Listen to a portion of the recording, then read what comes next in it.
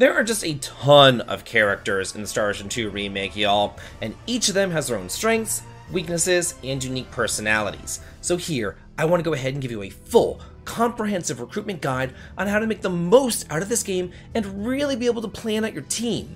Because to me, that's one of the most fun things about this classic masterpiece. And hey y'all, if you're a new visitor to this channel, please be sure to hit that subscribe button for more JRPG reviews, strategies, and news, and also the like button for the ratio. And now, let's go ahead and get started. Character recruitment is a huge part of Star Ocean 2. And just like the first and the third games, you're allowed to choose from a very large pool of possible party members. In this case, you have 13 candidates, but you can only include 8 of them in your final party. Now, if you really want a challenge, you could just be like a raging bitch and kick everybody out of your party, and then just go through the game with your only real 2 mandatory party members, Claude and Reyna. And while that might be fun for a lark, it's probably not the most interesting playthrough that you could possibly do. So, for this guide, I'm going to assume that you plan on recruiting and filling out all possible 8 slots of your party. So first things first, you need to choose your hero. No matter who you ultimately choose, the other will join up with you right from the get-go, so don't worry about that. What you do need to keep in mind though is that each hero has their own unique character locked behind them that only they can recruit. Claude gets Leon, a powerful yet bratty genius spellcaster, while Reyna gets access to Diaz, one of the most powerful physical attackers in the game. So if you're looking for a magically inclined party, I would choose the physical attacker Claude as your hero. But if you want to go with physical attackers, then I would choose the magically inclined Reyna. It's kind of backwards like that. After the prologue, the first character that you're going to be able to recruit is over in Cross Castle, and that's Celine. And she's pretty much just kind of like thrust straight into your lap on a silver platter. And even though she is a mage, and as such is inherently not as useful as physical attackers, I would still recommend grabbing her. The reason for this is because you're going to be sorely lacking on party members for quite some time if you don't. So she just makes things exponentially easier while you go about on your journey and recruit the next few party members to get up to the 4 possible members of your main team. And even if you don't want to use her in combat later on, she is just wonderful as a skill mule to dump points onto for all the myriad crafting that you're going to want to do, as I did speak about in my previous Star Ocean 2 videos. Later on, as your party gets ready to leave the cross-continent, you'll overhear some people talking about a dragon over in the Selva Drift. And this opens up your opportunity to get the next character, Ashton.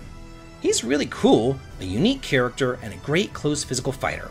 If you want him, just go on back down to Selva and enter the mines, and then you'll find the brave warrior facing down the dragon.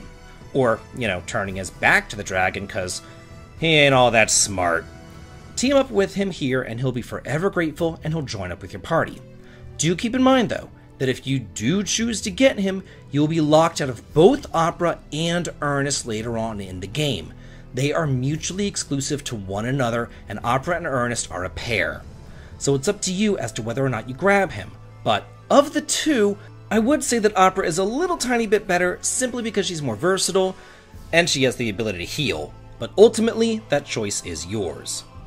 If you choose to forego Ashton and instead opt for the alien Opera, do know that it's also the only way to get her boyfriend Ernest.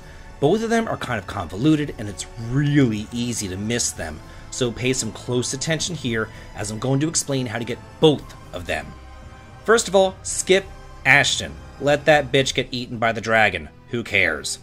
With Ashton dead as a doornail, do the private actions over in Cross Castle until you come across a 3-eyed man running out of the castle. That's Ernest. And seeing that private action is mandatory in order to get him. Continue along until you get to the Liqueur Arms tournament, and, win it, obviously. Then go back to Hilton and enter the bar. Opera should be in there whining about her estranged boyfriend, and then just go ahead and tell her that you did see Ernest back in Cross Castle, and then she'll run off after him. Now, it gets even more convoluted, as you need to go back to Cross Castle and talk to the king. Ask him about the 3-eyed woman, and you'll finally get permission to enter the Mountain Palace. Go on in there until you'll eventually find Opera. Then find that weird torture chamber room, fight the boss, and she'll officially join. Once she's in your group, you want to go back to Arlia Village and return to the forest where Claude crash landed in order to trigger another convoluted cutscene. Then just continue and move on with the game until after you complete the Hoffman Ruins and get the Energy Stone. Once you leave those ruins, you're going to find a possessed Ernest, and if you can exorcise him from the ghost, then he'll join your party. Keep in mind, though, that you can never just have Ernest in your party, as he is joined at the hip with Opera. And can you blame him? I mean, that 3-eyed alien's pretty damn hot. After the Liqueur Armory contest is over, but before the events of the Hoffman Ruins, there is a small window of opportunity to recruit Welch, who's Star Ocean's mascot character. All you need to do is go into private action mode and approach the castle, and then that dumbass is going to fall out of the sky and you can grab her. Also, after that same armory contest, the storyline's going to take you over to the town of Linga, and here you have a choice of 2 different characters, Priestess or Bowman. And similar to Ashton and Opera, they are mutually exclusive to one another and you can only recruit one of them. And honestly, both of them are pretty much equal to one another. It just kind of depends on if you want a teenage girl or a dapper pharmacist on your team. I will say though, if you want Priestess, you can get her first just by going to the private action mode and telling her that you're her friend.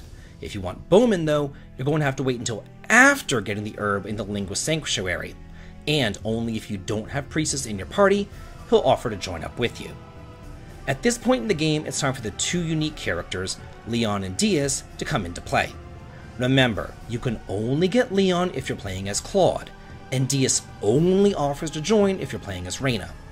As Claude, Leon will join up permanently once you reach the continent of El, and Diaz will join up at the last possible moment as you're battling on the Liqueur front line.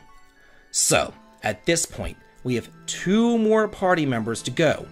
One of them, though, is kind of useless but easy to recruit, and one's incredibly useful and a bit more difficult to get. Noel, the useless one, is pretty easy to grab. All you need to do is save the Synod, and he'll be so impressed by you that he'll offer to join up. Trisata, though, she's a bit harder.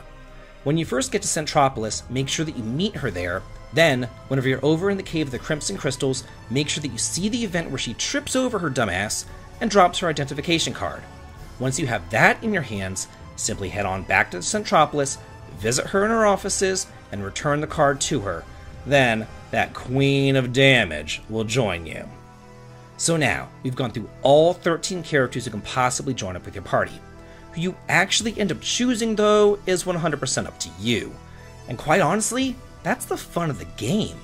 Playing through it with both heroes, planning out your party, picking and choosing who you want, why, and when. That to me is the joy of Star Ocean 2, and I don't want to rob you of that joy. I just want to give you all the information that you need in order to have the fullest playthrough possible.